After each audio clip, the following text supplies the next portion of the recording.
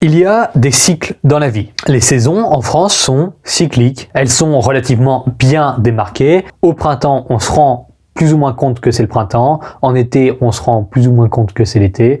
En automne également et en hiver aussi. Et plusieurs de nos comportements sont calqués sur ces 4 saisons. Il y a aussi des cycles calendaires. La rentrée de janvier est le début d'un nouveau cycle. Celle de septembre est également le début d'un nouveau cycle. Nous avons aussi des cycles mensuels, hebdomadaires, quotidiens. Si vous êtes une femme, vous avez aussi des cycles menstruels qui vous assujettissent à des variations hormonales conséquentes. Bref, vous avez compris l'idée. Dans cette vidéo, je vais vous parler de la rentrée de septembre 2020 et du nouveau cycle qui l'accompagne. Précisément, je vais vous donner 3 clés cachées pour perdre du poids à la rentrée. L'idéal serait de faire en sorte que cette année, à cette rentrée de septembre 2020, ce soit la dernière fois pour toujours que vous ayez à entreprendre une perte de poids. Autrement dit, que vous démarriez une perte de poids, que vous arriviez à atteindre votre objectif sans jamais rechuter.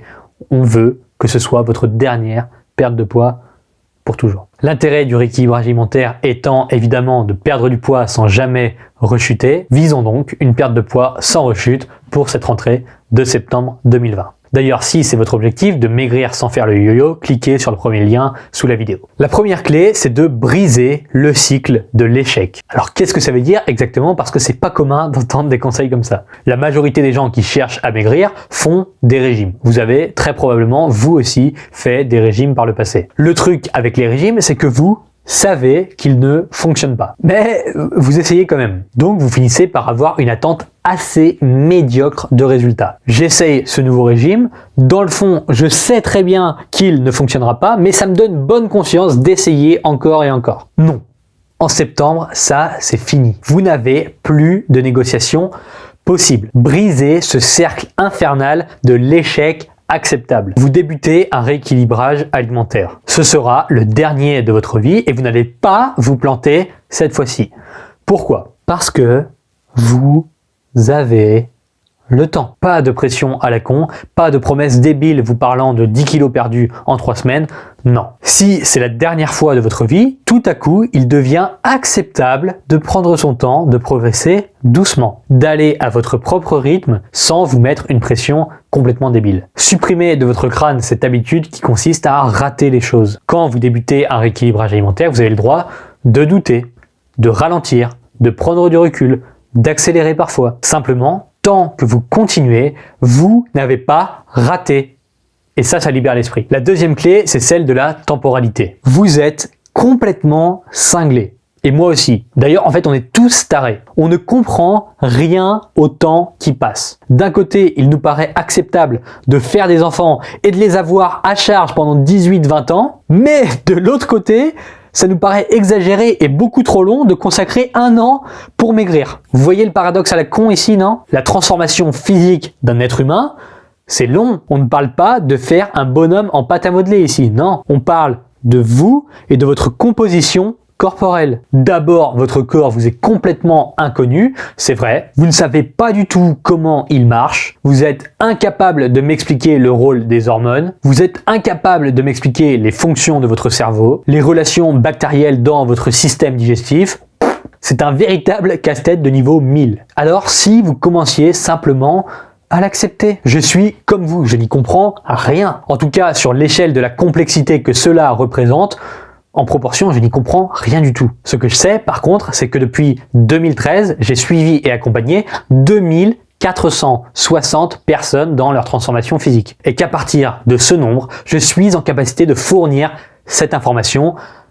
Vous avez le temps. Et si vous ne commencez pas dès maintenant à comprendre que le temps est votre allié, vous allez galérer. Si vous ne trouvez aucun foutu plaisir dans la progression physique, vous allez galérer. Et si vous vous imposez de perdre X kilos en X semaines, vous allez galérer. Les statistiques indiquent qu'en regardant cette vidéo, il vous reste certainement plusieurs dizaines d'années à vivre.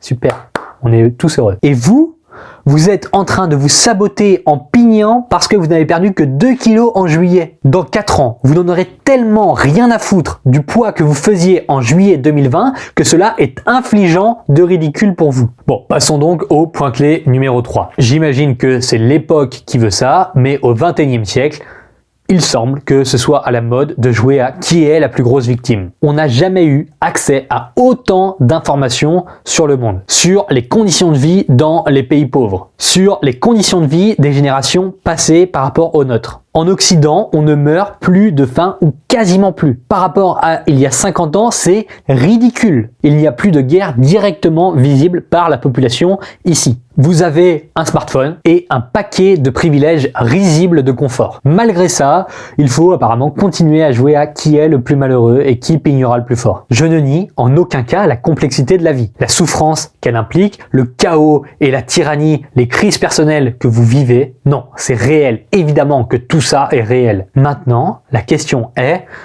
qu'allez-vous en faire? Est-ce que vous décidez que perdre du poids est trop compliqué pour vous? Que personne dans votre situation ne peut y arriver? Que vous subissez à la fois votre alimentation, vos hormones, votre entourage, votre psychologie et que quoi qu'il arrive, vous êtes foutu? Ou alors, est-ce que vous acceptez volontairement le poids des responsabilités liées à votre malheur? Oui, d'accord, c'est sacrément injuste, ok. Des personnes ont un physique d'athlète sans jamais rien foutre, en mangeant n'importe quoi.